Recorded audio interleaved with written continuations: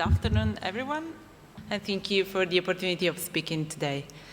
So today I'm doing the overview of the Italian market, and I want to highlight which are the opportunities to apply the energy efficient mortgage here in Italy. As already been said a lot about the Italian building sector, but I just want to mention again that our building sector, our buildings were built mainly between the 60s and the 90s. Therefore, there are lots of existing buildings that have poor energy efficiency. And another data that is quite interesting is that the majority of residential buildings in numbers are single buildings, but the majority of residential properties are within multifamily buildings. So we must take into account both of the building types in our calculations. The energy efficiency law, the main one in Italy is the ministerial decree of 2016, June of 2015, sorry. And it sets which are the energy efficiency targets for the existing and new buildings. What is interesting is that by 2016, the former energy performances were reduced by 15%, and there will be a further reduction of 15% by 2021. And another important data is that from 2021, all new buildings must be nearly zero energy buildings. Therefore, there is, well, of course, a national commitment into energy efficiency. These performances are assessed at municipal level for the building by, of course, the use of technical reports that are also into this law defined. Of course, at national level, we have several subsidies for improving energy efficiency of buildings, of residential buildings, and these tax credits are confirmed for 2017 and also for the next 5 years. These give a long term for the built environment perspective, because in the past they were renovated every year, these tax credit subsidies. And the other novelty is that these subsidies are increased for multifamily buildings and, of course, are related to the depth of the performance reached. There are other subsidies that relate also to the earthquake problem in Italy. So this is a bridge with Japan, unfortunately. And with this tax credit law for a EeMAP bonus, or even in this case, it is awarded the reaching the highest performance. So if we reduce the seismic risk by one class, there will be an increase of from 50 to 70% of tax credit, and a further 5% for multifamily buildings. And of course, if we reduce by two classes, there will be a further increase in the subsidy. This data, this graph show which was the application of eco-bonus, so energy efficiency subsidies for the year 2013 that are the last data available. You can see from the graph that the majority of funding were asked by single dwellings, so small type of intervention. And the measure that was asked more was window substitution.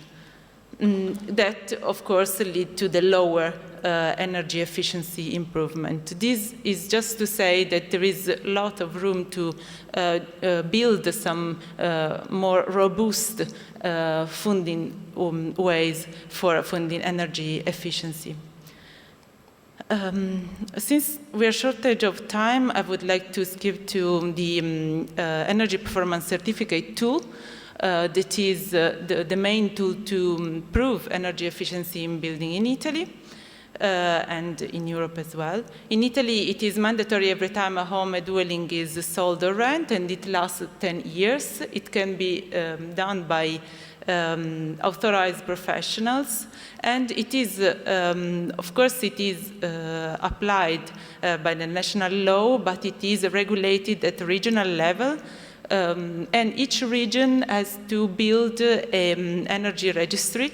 Currently, there are 14 regions out of 20 that have already built their energy registry. And the regions must assess also the 2% of EPCs submitted every year.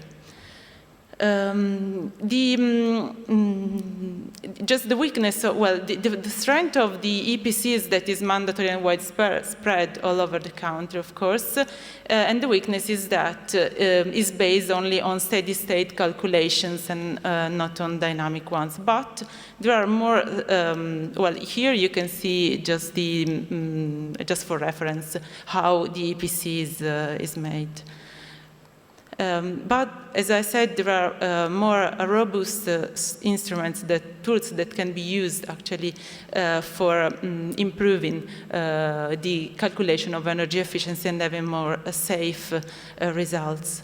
This is the use of energy audits that in Italy now are asked only for industrial buildings and or for very big building with a large power installed. The difference between EPC and energy audit is that energy audit require more robust calculations, such as dynamic calculation with the use of current climatic data, with the use of the schedule of building services use. So a more precise calculation according to the building use, not only to the standard energy efficiency performances and heating use.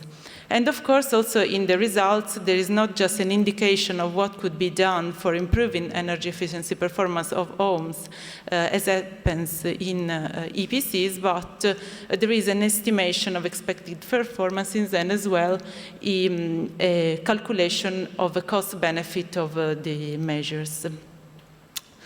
About the measure of the actual demand in Italy, we are quite up to date because we have a very widespread electricity meter network because the 90% of Italian dwellings have individual electricity meters, and we are also almost completing this network for the gas network, the gas grid. We are also working at water metering, and this is quite important in our opinion as because as you know, the price of water is increasing over time, and therefore it will have an impact on the annual balance of families. Therefore, taking into account in calculation also the increase of water cost and metering, of course, water consumption is, in our opinion, fundamental for a sustainable analysis of the use of the building and for improving its overall efficiency. GBC Italia is working, in this case represents a best practice in Italy because it is developing since many years, 10 years now, several protocols, rating system for evaluating sustainability of buildings and of cities.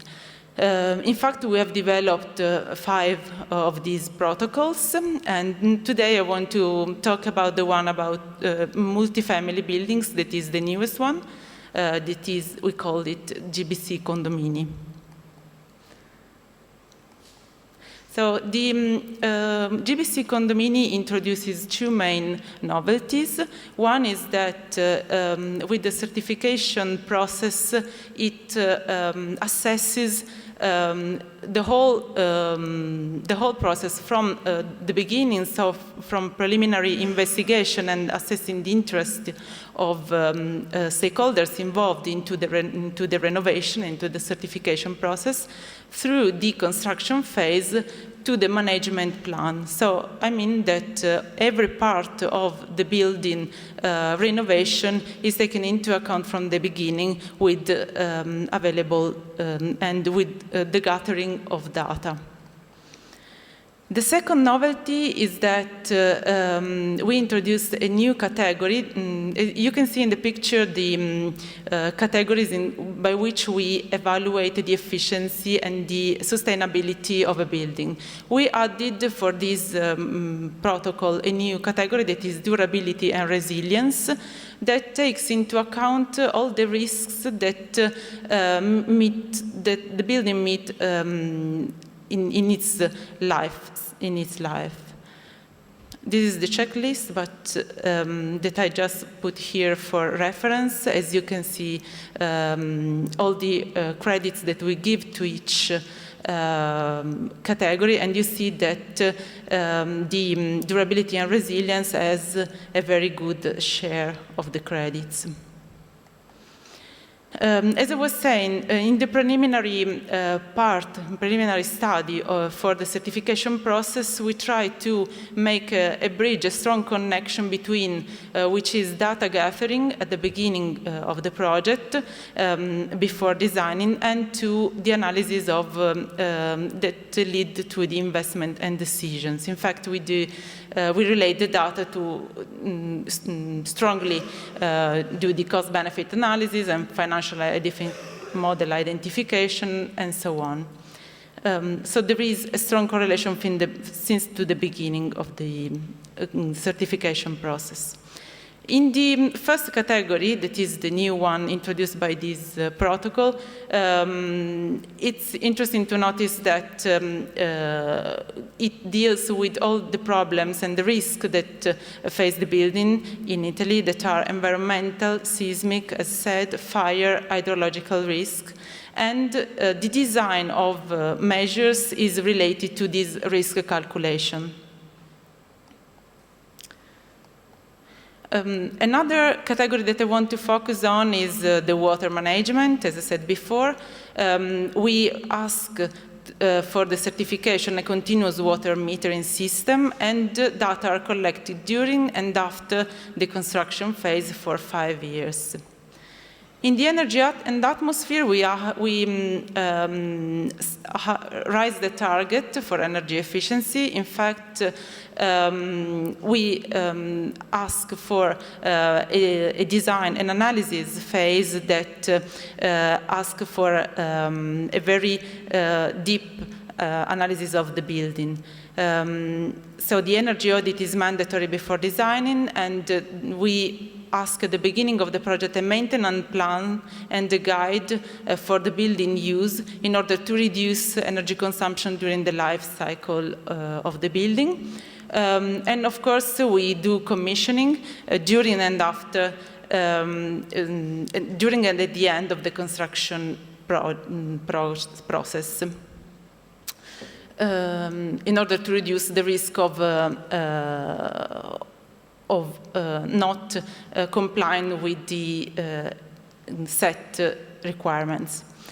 And then, of course, we ask for advanced energy metering, also with alarm casing in case of large energy consumption.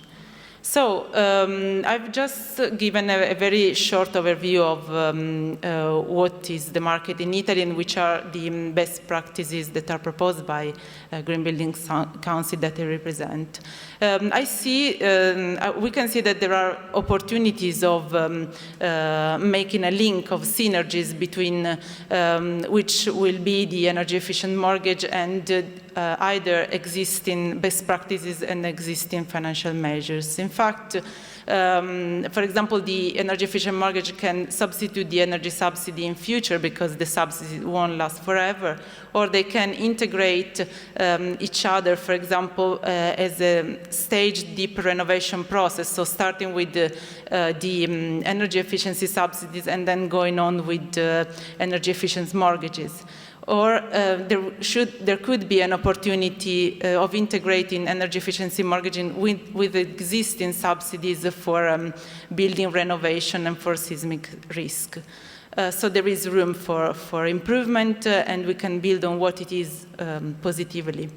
Of course, as I've already mentioned, we can use tools such as energy audit or such as a rating system in order to prove performances and reducing risk for investments. Thank you.